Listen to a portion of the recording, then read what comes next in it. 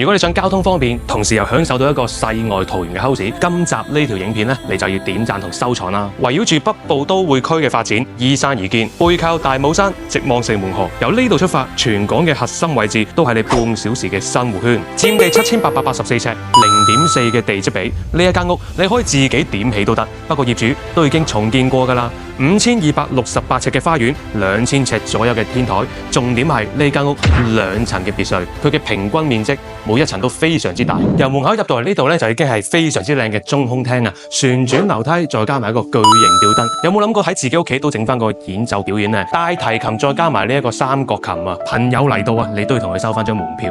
廳與廳之間咧，都做咗呢個 sunken lounge 嘅設計，一個下沉式嘅大廳，每一個空間咧都做咗呢一種強烈嘅鮮明對比。業主更加為咗呢一個設計，將成個花園向下挖深咗少少，咁所以成間屋連埋個花園咧，就有一種層遞級嘅感覺啦。而每一個廳咧都有佢嘅獨立主題嘅噃，呢一邊咧係佢嘅影視廳啦，大家一齊可以喺呢度睇電視睇電影都得。然後呢一邊就做咗個會客廳，冬天嘅時候咧，大家可以喺度取暖，非常之 warm 啊。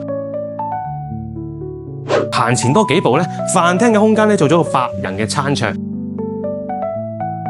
5000幾尺嘅花園喎，有冇可能淨係做個錦鯉池啊？喺呢一度咧就做咗個野餐區啦，然後再加呢一個長方形嘅花園。值得一提嘅係呢一個紅色嘅電話亭，呢一個電話亭咧就係業主喺英國買翻嚟嘅古董嚟嘅，而佢亦都曾經喺度駁過條電話線，係真係打得到電話出街，好得意嘅。再行前少少呢個位置咧，就係一個梵高星空畫嘅泳池。佢個池底做咗呢個星空嘅畫作啦，而附近咧都做咗好多綠色嘅種植啊植物喺呢一度，成件事咧都俾好多藝術性嘅細胞包圍住，非常之寫意嘅空間嚟嘅。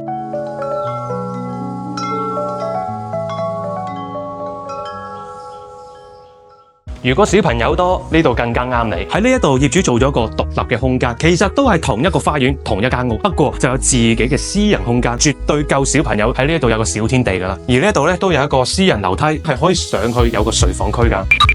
上到嚟1樓有個自己嘅睡房區、書台同埋你嘅衣帽間、浴室嘅位置。如果我想改造翻4房嘅話咧，只需要喺度開個門就得㗎啦。咁但係如果小朋友想有翻啲獨立嘅空間感，呢個設計咧就啱啱好啦。條樓梯咧係符合咗呢個亞洲人體工學設計，行上嚟一啲都唔會氣喘啊！上到嚟呢一度咧就係佢嘅睡房區啦。而呢度有一幅畫咧係李志清嘅真跡嚟嘅，咁佢係曾經幫金庸小說畫過畫添嘅。不過呢幅畫咧就非賣品嚟㗎嚇。大家睡房嘅位置咧，業主係做咗個書房嘅設計，之前都係小朋友住嘅，咁小朋友大個晒搬晒咯，咁呢度做咗嗰個書房嘅空間啦。而男仔嘅房間咧就相當之 man 啦，年輕人亦都有好多收藏品喺度嘅，呢一啲咧日後就會好值錢㗎啦。藍色嘅主題由床、衣櫃去到窗簾，直穿翻出邊嘅山景，成件事咧都非常之襯托嘅。而客廁嘅空間咧就做咗個波浪形嘅星盤，連埋呢個波浪紋嘅牆身，成個感覺係咪好唔同呢？隆重同大家介紹主人房嘅空間，非常之大 ，king size 嘅床，頭中尾要擺嘅嘢全部都有。然後後邊呢個位咧做埋個工作室㗎噃，書房、電腦台一應俱全，雙龍頭雙星盤設計，大鏡面再加埋呢一個浴缸同埋佢嘅淋浴間，成件事用4個字去形容，應有盡有。玻璃梯屋加埋呢一條旋轉樓梯，上到去就係你嘅私人天台啦。上到嚟呢個天台咧，一個270度嘅景觀。咁因為我哋呢一個位置咧，講緊嗰個基座水平都170米高嘅，係一個半山嘅位置，望翻出個景觀咧，相當之遼闊。你話日日喺呢一個屋入邊，哪怕係花園還是係天台，招呼朋友定係自己享受，都係一絕嘅。順帶一提，業主非常有愛心，屋入面嘅每一隻狗都係領養翻嚟㗎，而每一本書正向陽光嗰邊都會調翻轉擺，驚佢曬壞。一個咁好嘅業主，間屋又點會差啊？如果你都揾緊愛屋之人嘅別墅，不妨約個時間過嚟見一面啊！我係 William，今集介紹到呢度，我哋下集再見，拜拜。